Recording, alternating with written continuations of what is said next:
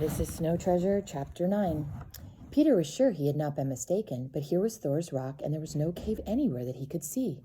There had been a high wall of snow in front of it, he remembered, but look as he would, all he could see were young pines.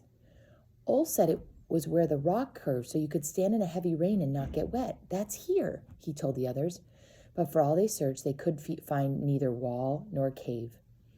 It was Lovisa who spied Per Garson's brown face framed in the branches of a young fir.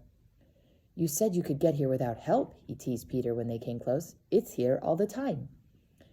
There weren't any trees the other night. Peter felt ashamed. He'd been so sure he knew just where to find the cave, but he had to be shown after all.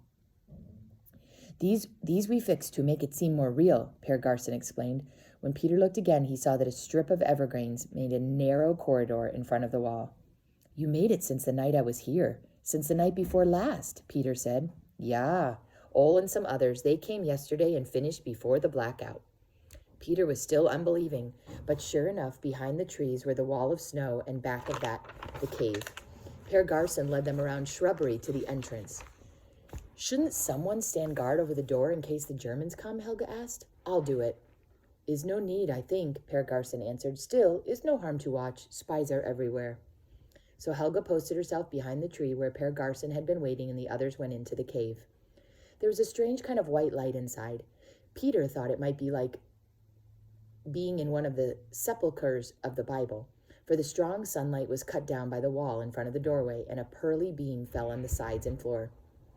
Per Garson went at once to the end where a stack of brown bricks rose up like a garden wall. Gold, Peter whispered to Michael. That? Gold? Peter agreed with Michael that it was hard to believe that each of those brown bricks was money enough to buy an airplane. Per Garson began lifting down the bricks. He had laid 4 of them side by side on Peter's sled. Then he went to the far side of the cave to a pile of rough brown sacks like potato sacks, the bags that had covered the bricks on their journey to the cave. He carried one of these to Peter's sled. He folded it twice and laid it over the rectangle of bricks. Next, the rope. He produced a new clothesline and with it began lashing the sacks and bricks to the sled. Over and over went the rope. Then he drew out a long knife and cut the clothesline. We could help you, Per Garson, Peter suggested. Then we could start sooner. Nah, this must be done right, Per Garson said. We could do it right, Peter replied. Nah, your Uncle Victor holds me to blame if anything goes wrong. He says we cannot have the rope coming loose and the bricks falling in the snow. One time for that and the Germans would have our gold. They watched him take down more bricks for the next sled, then more for the next, and for an old man he worked quickly. With each sled the same procedure, first the bricks, then the sack folded twice, then the clothesline. Now you tell Helga to come here. I think we can be safe these few minutes. Michael went to get Helga. She had seen nothing more than a few squirrels. Now I show you how to untie the rope, Per Garson announced. When you get to the snake, you first look for a pair of trees that are fallen and covered with snow. They're bound 200 feet apart. Be sure you find them, for that's the place your uncle thinks is safest. Now you untie the knots, and so, and so. Can you do it? Try. He laced the bricks onto the sled again, and Peter tried to untie them. He was clumsy at first.